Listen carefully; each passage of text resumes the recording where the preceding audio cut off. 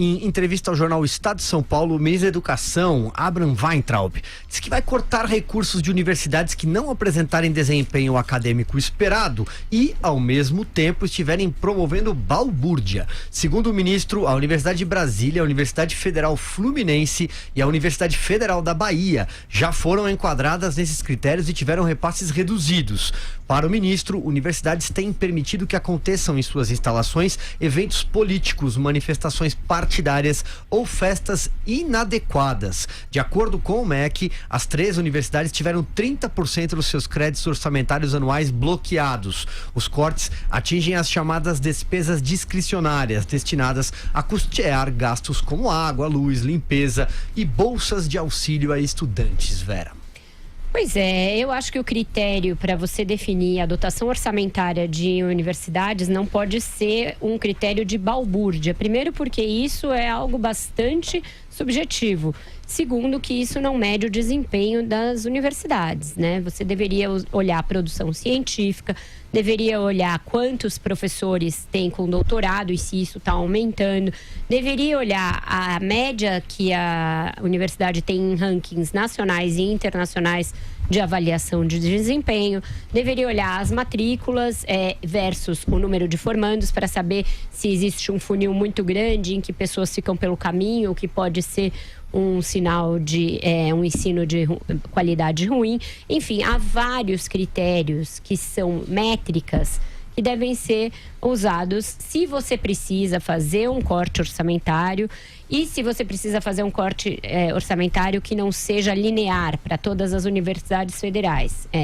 Se o ministro acha que fazer um corte linear não seria justo, porque premiaria algumas faculdades que não têm um bom desempenho como outras, deveria adotar essas métricas. Elas são fáceis de ser adotadas. O Ministério da Educação tem uma trajetória e tem um acervo de avaliações que podem ser utilizadas para isso. Ele não apresenta um dado, não apresenta um número, e mesmo as supostas balbúrdias, ele joga ali ao vento.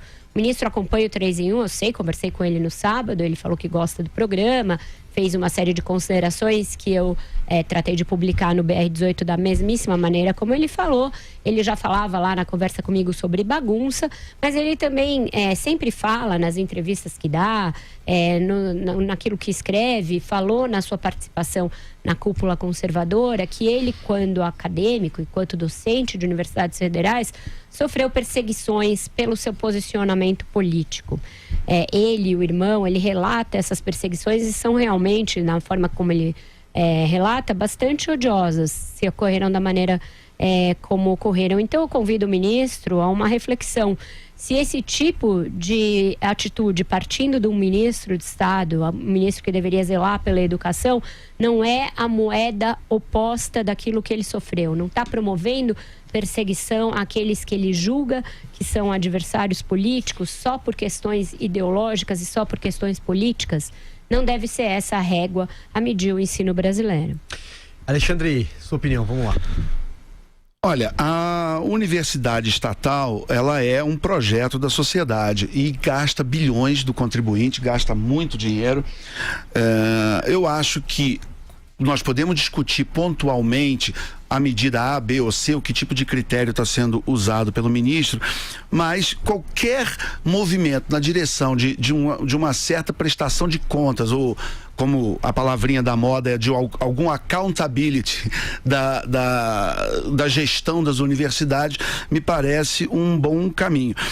As universidades, elas têm que ser medidas pelo desempenho acadêmico, evidentemente, de trabalhos publicados no exterior, de citações dos doutores que estão sendo formados, de criação de patentes, de inovação. Tem uma série de medições clássicas da qualidade acadêmica das universidades, mas também um bom ambiente, um ambiente propício ao estudo e à realização de aulas é interessante. O tipo de cobrança que está sendo feita é boa, não é? Nós podemos discutir pontualmente, mas é interessante também que uma universidade do Estado forneça ao aluno, além de qualidade acadêmica, um bom ambiente ordeiro, onde o aluno e o professor tenham tranquilidade para poder dar aula.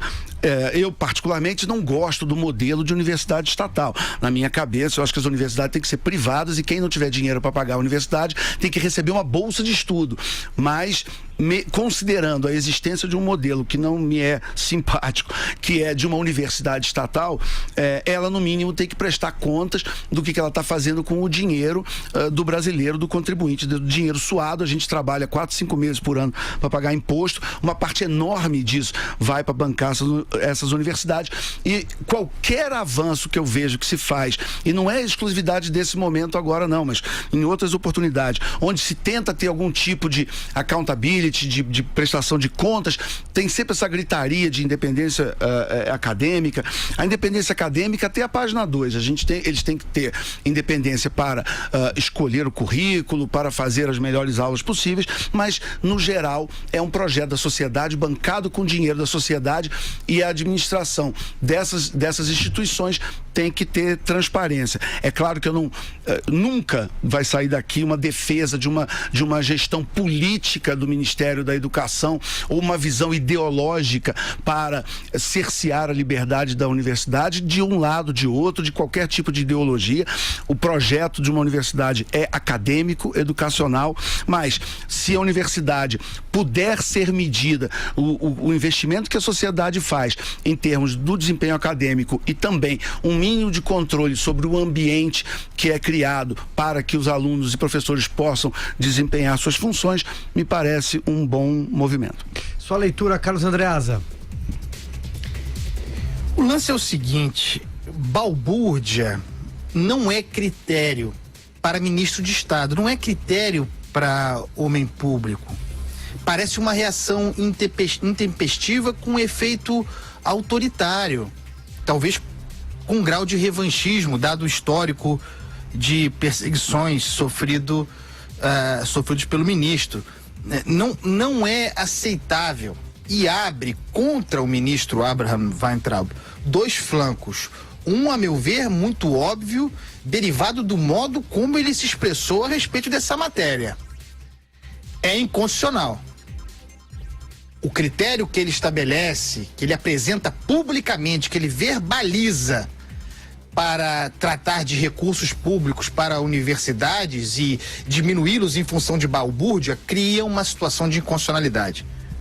Veremos, porque isso vai chegar no Supremo se não chegou. O outro flanco que se abre é expor o ministro à indústria da improbidade administrativa, porque também esse tipo de fala, mostrando intempestividade, algum grau de inconsequência, com todo o respeito, todas as vênias, abre brecha para que ele entre na indústria da improbidade. Não é bom, ministro, tem que formalizar um pouco mais as suas expressões públicas.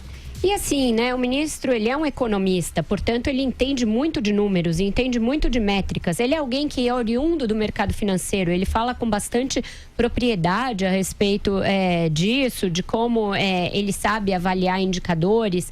Então, é fácil criar um indicador de produtividade das universidades. Tem bons exemplos já na iniciativa privada, já em think tanks, já em jornais. A Folha tinha um ranking, um RUF, que é tocado ainda pela Sabine Righetti, que é alguém que é da Unicamp e que tem ali uma métrica. Ele pode não concordar com um ou outro indicador, mas esses podem servir de base para que o MEC crie o seu próprio.